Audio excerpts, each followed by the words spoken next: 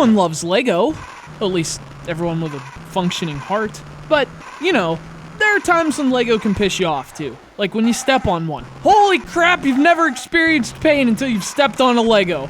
It's like dying. Lego Stunt Rally is like that side of Lego. It's like dying.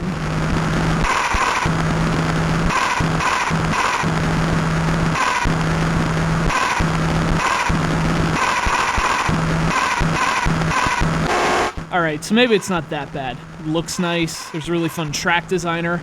I guess there's stuff to like about Lego Stunt Rally. Problem is, there's not much to do in Lego Stunt Rally. I can't remember the last time I played a game that was less of a game than this freaking thing. It's like a racing game without any racing.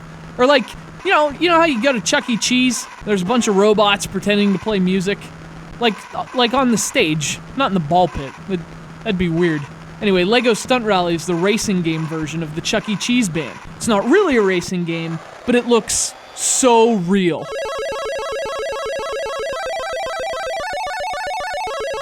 So, I guess you could call this a top-down racer, but what it really is a top-down game about pushing the A button, because that's 90% of the game. You hold down the A button, and your car just goes automatically. It even turns on its own. So, literally, there are times when you don't have to do a single thing other than hold down the A button. So I guess in concept, it's like more like a slot car game. You know, the cars are fixed on the track. All you have to do is accelerate.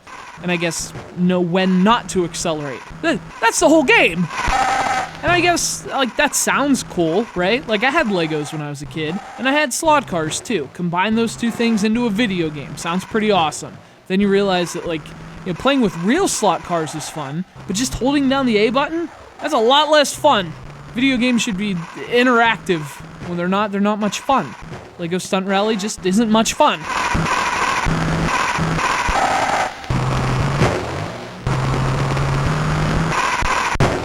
So really, the whole game part is just knowing when to lay off the gas. Each car handles a little differently, but in general, if you're coming around a turn, you need to lay off the A button. If you keep it down too long, you spin out. Most annoying f***ing thing in the world. But again, all the cars are a little different. Like the red one. It can actually take simple 90-degree turns while accelerating, which, I mean, why use any other car at that point? I mean, the only time you really have to do anything is when you see an S-turn or an obstacle on the track.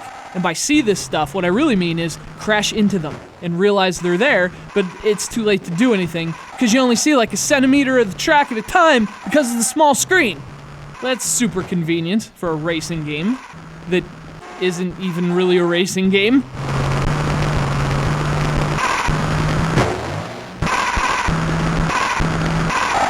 There are power-ups too, like rocket boosts, which, you know, that's what you need when you can't see anything up ahead. Yeah, let's go ahead and rocket boost. What a stupid idea. And I mean, like, I like top-down racing games. That's the part that sucks. I wanted to love this game, especially given its presentation. It just looks awesome in motion. Everything's done in Lego, and it's really colorful. And again, the track editor is actually kind of awesome. And on the other hand, this game seriously has the worst f***ing music I've ever heard in my life. It made me nauseous listening to this shit. I had to mute the TV, which means I had to get up. Like up. What is this, the 90s?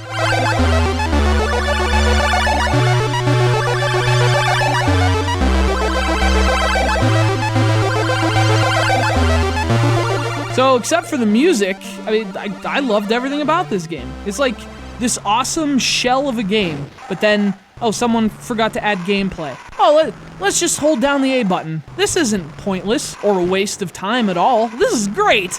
I don't think so, Slick.